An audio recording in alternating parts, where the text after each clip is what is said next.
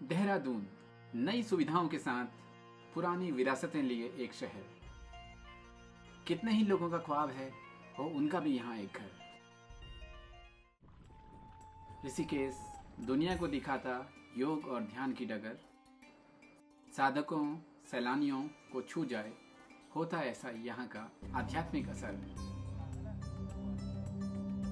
Popcorn trip के इस नए वीडियो में देहरादून से ऋषिकेश जर्नी के कुछ महत्वपूर्ण पड़ावों को जानेंगे और तय करेंगे ये सफर। देहरादून और ऋषिकेश के बीच के विभिन्न रूट्स और उनकी दूरी स्क्रीन में देख सकते हैं।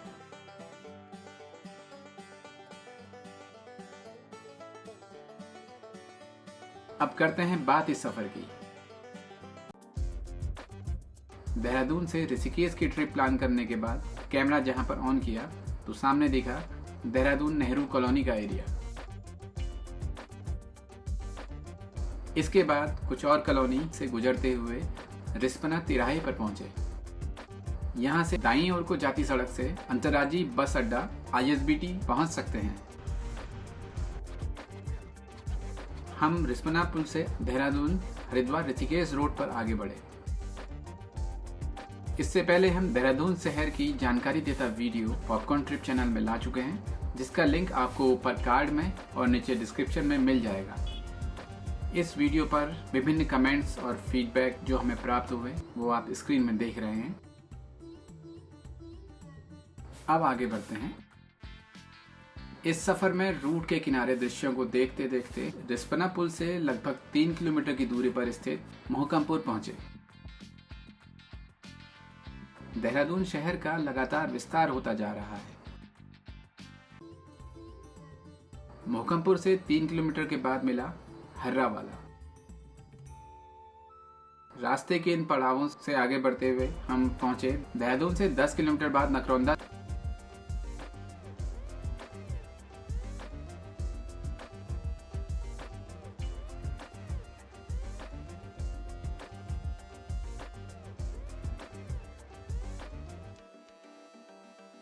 देहरादून रिस्पना पुल से लगभग 18 किलोमीटर आगे चलने के बाद मिला लच्छीवाला टोल प्लाजा।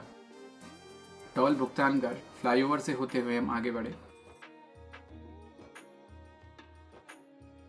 इसके बाद एक और फ्लाईओवर मिला, जिससे बाईं ओर को जाती सड़क ऋषिकेश के लिए और फ्लाईओवर से होती हुई जाती सड़क हरिद्वार, जो यहाँ से लगभग 33 किलोमीटर है, के लिए है।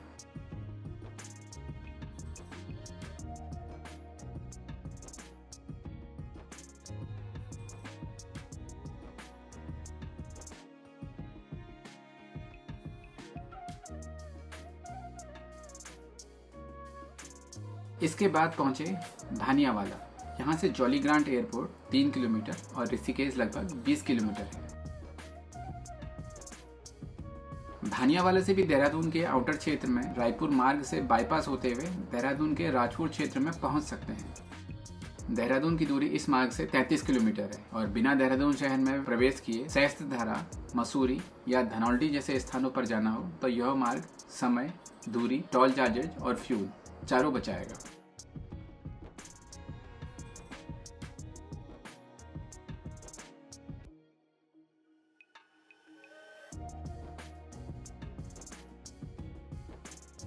धोईवाला से कुछ किलोमीटर आगे जॉली ग्रांट एयरपोर्ट का एक डायवर्जन आता है। अगर आपका प्लान हवाई यात्रा का है तो इस मोड़ से मुड़कर जॉली ग्रांट एयरपोर्ट पहुंचा जा सकता है।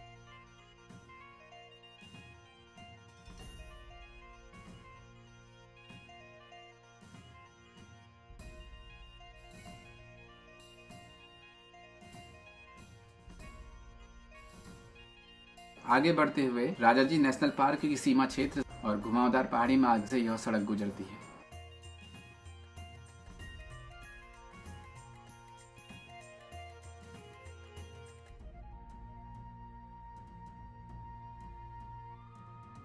ऋषिकेश से 9 किलोमीटर पहले बाईं ओर को जाती सड़क उनके लिए है जो बिना ऋषिकेश नगर में प्रवेश किए नरेंद्र नगर, कुंजापुरी, चंबा, टेहरी या उससे आगे जाना चाहते हैं।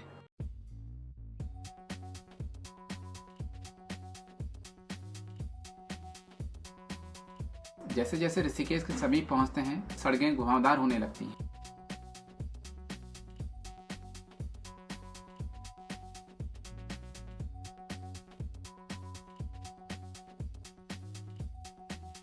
वन क्षेत्र, सड़क के किनारे जगह जगह पर यहाँ वाहन ना रोकें की चेतावनी लिखे बोर्ड याद दिलाते रहते हैं कि वाहन की गति को नहीं, वन्य जीवों को प्राथमिकता देनी है, क्योंकि यह वन क्षेत्र है। वन्य जीव कभी भी सड़क क्रॉस करते हुए देख सकते हैं, क्योंकि सड़क सुरक्षा को ध्यान में रखकर बनाए गए नियम और रूट उनके लिए लागू नहीं होते। इसलिए अपने वाहन की गति सीमा कम रखकर चलने की आवश्यकता होती है।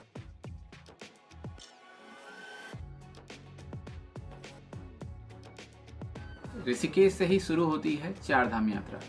यमुनोत्री, गंगोत्री, केदारनाथ और बद्रीनाथ के लिए यह पहला पड़ाव के रूप में जाना जाता है।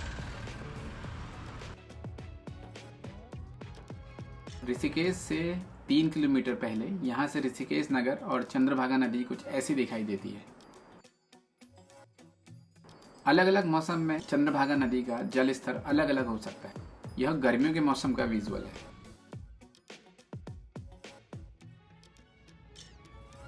करीब 45 किलोमीटर का यह सफर हमें लेकर पहुंचता है ऋषिकेश।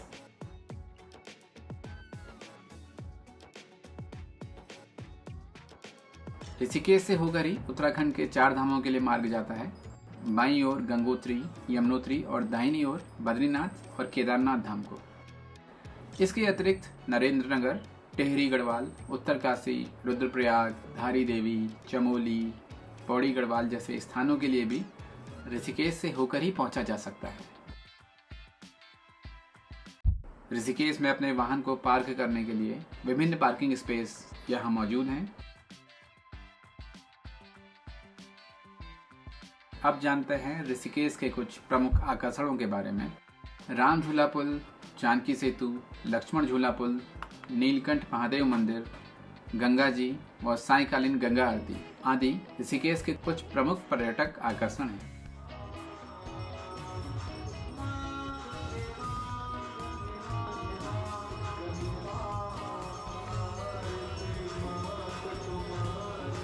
एडवेंचर एक्टिविटी सीकर्स के लिए भी यहाँ रिवर राफ्टिंग, बंजी जंपिंग जैसे एक्टिविटी करने के कुछ ऑप्शन मिलते हैं। उत्तर भारतीय व्यंजनों के साथ देश के विभिन्न हिस्सों के व्यंजनों का स्वाद भी आप यहाँ के विभिन्न रेस्टोरेंट में ले सकते हैं। रात्रि रुकने के लिए विभिन्न होटल्स, रिजॉर्ट्स, गेस्ट हाउस आदि के साथ यहाँ कई आश्रमों और धर्मशालाओं में रात्रि विश्राम की सुविधा भी मिल जाती है। ऋषिकेश के बारे में विस्तार से जानने के इच्छुक हों तो लिंक ऊपर कार्ड में और नीचे डिस्क्रिप्शन में है।